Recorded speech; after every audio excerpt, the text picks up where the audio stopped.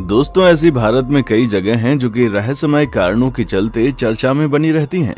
उन्हीं में से एक है राजस्थान में बसा छोटा सा कुलधरा गांव। कहा जाता है ये गांव पिछले बहुत सालों से शापित हो रखा है। पर दोस्तों, सवाल ये है कि आखिर ऐसा क्या हुआ था कि एक रात में 84 गांव के लगभग 600 घरों के लोग अचानक ही गायब हो गए। और कहां गए इसका कोई नहीं पता। क्यों आखिर ये गांव पूरी तरह बंजर और वीरान हो चुका है? आखिर ऐसी कौन सी बात है जिसकी वजह से आज भी इस गांव में कोई नहीं रहता? और आज इसी कड़ी में हम कुलधरा गांव के रहस्य को थोड़ा सा जानने की कोशिश करेंगे। दोस्तों, अगर आप कभी वहां जाएंगे तो जर्जर हालातों में पड़े खंडहर आज भी उस घटना की गवाही देते हुए नजर आएंगे जिसने अचानक से इस सुंदर से गांव को एक वीराने में तब्दील कर दिया। ये कुलधरा गांव आज जिस हालात में है वैसा पहले कभी नहीं था। दोस्तों, आज से लगभग 200 साल पहले ये कुलधरा गांव खाली और वीरान पड़ा हुआ था। एक समय में यह बहुत ही सुंदर और सारी सुख सुविधाओं से लैस हुआ करता था। आपको बता दें कि भारत में जो सबसे डरावनी जगह है उन जगहों में कुलधरा गांव भी शामिल है। रहने वाले आसपास के लोगों का कहना है कि यहाँ पर भूत रहता है, क्योंकि रात में कभी वहां औरतों की चूड़ियों की खनकने की आवाज आती है तो कभी किसी बच्चे के रोने की। दोस्तों, आप जानकर हैरान रह जाएंगे कि वहां घूमने गए कुछ टूरिस्ट ने बताया कि जब वो अपनी कार से घूमने गए और वापस लौटे तो उनके कार के शीशे पर बच्चों के पंजों के निशान मिले।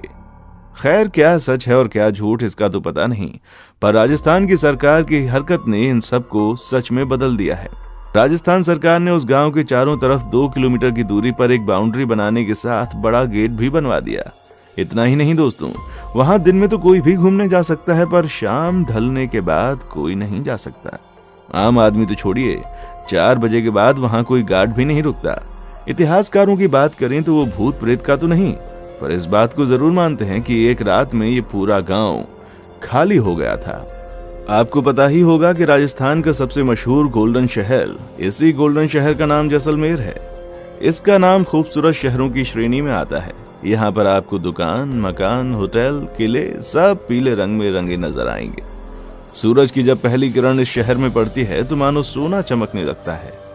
दोस्तों, जैसलमेर से ज्यादा नहीं, सिर्फ 18 किलोमीटर की दूरी पर कुलधरा बसा हुआ है। कुलधरा गांव तो वीरान ही है, पर जब आप जैसलमेर से कुलधरा के लिए जाएंगे तो वहां की सड़कें भी आपको एकदम सुनसान मिलेंगी। ना लोग, ना उतनी गाड़ियां। कहीं दूर जाकर आपको एक आधा गाड़ी नजर आ जाए तो नजर आ जाए, वरना वो भी नहीं। इतना ही नहीं, जब आप पहुंचकर गेट के अंदर से घुसेंगे तो आपको भी थोड़ा सा अजीब महसूस होगा। गर्मी की दोपहर में हमारी क्या हालत होती है ये हम सब जानते हैं, पर कुलधरा में आपको उतनी गर्मी महसूस नहीं होगी। दोस्तों, इतिहासकारों के हिसाब से सन 1291 में जैसलमेर से करीब 18 किलोमीटर दूर पालीवाल ब्राह्मण ने इस गांव को बसाया था। यहाँ पर 84 गांव के लगभग 600 घर एक साथ मिलजुल कर रहते थे। आपको बता दें कि इस जाति के लोग बहुत ही पढ़े लिखे और अमीर थे। दिमाग तेज होने के कारण इस जाति के लोग अच्छे वैज्ञानिक थे।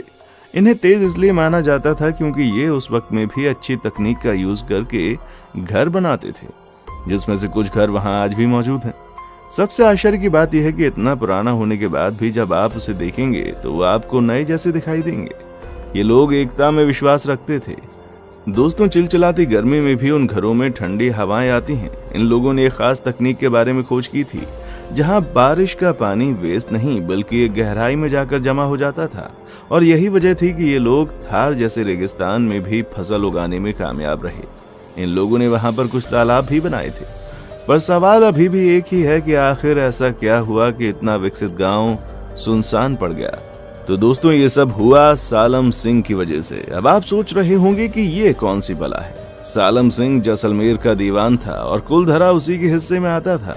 ये सालम सिंह बहुत ही क्रूर आदमी था, लेकिन इसके क्रूर होने के पीछे भी दोस्तों एक कहानी छिपी हुई है। जब सालम सिंह 11 साल का था तो उसके पिता को गला काटकर मार दिया गया था, वो भी राजद्रोह के आरोप में। और उसके पिता भी जैसलमेर के सोने के किले में दीवान थे। इसी घटना के बाद सालम सिंह निर्दयी और बहुत ज्यादा क्रूर बन गया। ऐसा कहा जाता है कि तब से ही सालम सिंह के मन में सोनार किले को हथियाने की बात आ गई थी और इसी वजह से उसने अपना किला भी सोनार किले से बहुत दूरी पर बनवाया था। और उसके किले की ऊंचाई सोनार किले से भी ऊंची थी। अब जाहिर सी बात है दोस्तों को राजा ये बात कैसे बर्दाश्त कर ले कि उसके दीवान का महल उसके महल से ऊंचा हो। इसलिए सोनार किले के राजा ने सालम सिंह के महल के ऊपर के 2 मंजिल तोड़ दिए। आपको बता दें कि सालम सिंह औरतों में भी बहुत ज्यादा बदनाम था और यही वजह थी कि औरतें उसके किले की तरफ जाना तक नहीं चाहती थीं। एक बार की बात है दोस्तों, ये सालम सिंह कुलधरा गांव के दौर पर निकला था और उसी वक्त उसकी नजर वहां के पंडित की बेटी पर पड़ गई। फिर क्या था, उसको देखकर उसकी नीयत खराब हो गई। आपको जानकर हैरानी होगी कि उस लड़की को पाने के चक्कर में सालम सिंह ने अलग अलग तरह के लगान लगाए ताकि ये पालीवाल झुक जाए। पर ये पालीवाल काफी अमीर थे, इसलिए सालम की मंशा पर पानी फिर गया। इसके बाद सालम सिंह इतना नीचे गिर गया कि उसने बहुत बार पंडित की बेटी को उठवाने की कोशिश भी की, पर वो उसमें भी नाकामयाब रहा। बार बार अपने मंसूबे में कामयाबी ना मिलने के बाद सालम सिंह के सर पर उस लड़की को पाने का जुनून सवार हो गया और जुनून कुछ इस कदर सवार हुआ कि सालम सिंह ने कुलधरा गांव में ये संदेशा भिजवा दिया कि अगर अगले पूर्णमासी की रात लड़की को सालम सिंह के हवेली पर नहीं भेजा गया तो पूर्णमासी के अगले दिन वो सैनिकों के साथ उस गांव पर हमला कर देगा। जाहिर सी बात है कि गांव में एकता थी, जिसकी वजह से पूरा गांव परेशान था कि आखिर किया क्या जाए। गांव का हर आदमी अपने अपने तरीके से सुझाव दे रहा था, पर किसी का सुझाव सही नहीं था। वो ज्यादा देर इंतजार भी नहीं कर सकते थे क्योंकि पूर्णमासी आने में बस कुछ ही दिन बाकी थे। जब लोगों से हल नहीं निकला तो पंचायत बैठी और उसी दिन एक मंदिर में गांव के सभी लोग एकत्रित हुए, जिसके बाद बातचीत शुरू हुई। कुछ लोगों ने बोला कि हम उन लोगों से लड़ेंगे, पर उनकी संख्या कम थी, जिसकी वजह से प्लान काम नहीं किया। तो कुछ लोगों ने राय दी कि पंडित उस गांव को छोड़कर चला जाए, पर बाकी के लोग इस बात पर जानते थे कि अगर ऐसा किया तो सालम सिंह गांव के लोगों पर अपना गुस्सा निकालेगा। इसलिए सबके मन से एक फैसला लिया गया कि वो चुपचाप गांव को खाली कर देंगे। शायद इसे ही कहा जाता है एकता में बल, जो आज के जमाने में कहां देखने को मिलता है। यहाँ तो एक पड़ोसी ही दूसरे पड़ोसी की मदद नहीं करता और यहाँ 600 घरों के लोग सिर्फ एक लड़की की इज्जत बचाने के लिए एक साथ आ गए। कुलधरा के गांव के लोगों का कहना था कि वो अपनी इज्जत का सौदा कभी नहीं करेंगे। इन लोगों को ये बात पता थी कि अगर ये 1 आध दिन के बाद जाएंगे तो कहीं ना कहीं से बात बाहर आ जाएगी, इसलिए इन लोगों ने फैसला किया कि ये लोग उसी रात जाएंगे।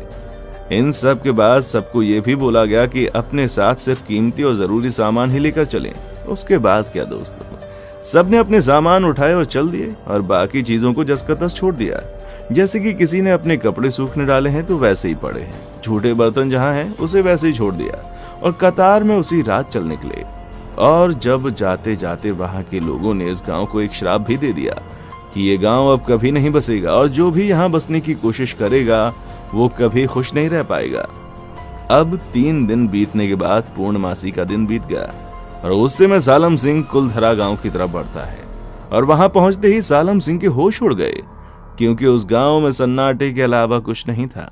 वो पूरे गांव की तलाशी लेता है पर उसे एक शख्स नहीं मिलता। इसके बाद सालम सिंह बहुत सी खुदाई करवाता है क्योंकि वो जानता था कि पालीवाल बहुत अमीर होते हैं। अब उसे वहां कुछ मिला या नहीं इसका कोई जिक्र नहीं है। इतना ही नहीं, सालम सिंह के सैनिकों ने इस गांव में बसने की बहुत कोशिश की, पर उनके साथ वहां कभी कुछ भी सही नहीं हुआ। कहा जाता है कि अगर आप एक रात वहां रुक गए तो दूसरी सुबह आपकी होगी ही नहीं। 2013 में कुछ पैरानॉर्मल सोसाइटी के लोग गए जिन्होंने दावा किया कि वहां नेगेटिव एनर्जी है। अब वो 600 गांव के लोग कहां गए इसका तो नहीं पता, पर कहा जाता है कि ये लोग अलग अलग जाकर बस गए और तभी से कुलधरा अकेला, वीरान और भूतिया बन गया। क्या आप कभी कुलधरा घूमने गए हैं और वहां पर कुछ अटपटा महसूस किया है? कमेंट सेक्शन में आकर जरूर बताएं। वीडियो पसंद आई है तो वीडियो को लाइक और दोस्तों के साथ शेयर करना ना भूलें। देखने के लिए शुक्रिया।